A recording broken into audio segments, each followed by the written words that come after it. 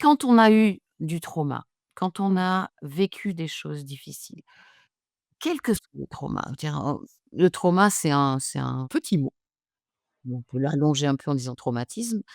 C'est un mot qui Mmh. comporte tellement de choses. On peut avoir alors on il y a dans la littérature, on peut trouver l'idée de petit T, grand T, un petit trauma, un grand trauma, ou on parle mais moi je préfère prendre des il y a des grandes familles de traumas. Il y a des traumas les traumas de l'enfance, tout ce qu'on a vécu dans la relation avec nos parents ou avec les personnes qui se sont occupées de nous, qu'on appelle les caregivers, hein, dans le milieu thérapeutique.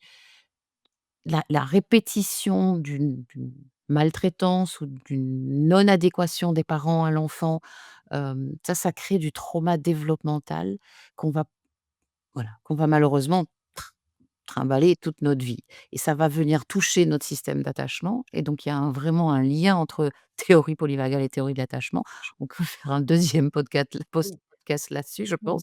Mais voilà, ce qui se passe, c'est que j'ai vécu ce trauma répétitif de mes parents étaient là et pas là, ou moi je peux parler de mon cas personnel. Ma mère était dépressive, maniaco-dépressive, on disait à l'époque. Elle a fait pas mal de séjours à l'hôpital. Donc qu'est-ce qui se passe dans mon petit corps de petite fille, où ma maman est là, elle est pas là, elle m'aime, elle s'occupe de moi, puis tout d'un coup, elle s'occupe plus de moi, puis tout d'un coup, c'est moi qui dois m'occuper d'elle.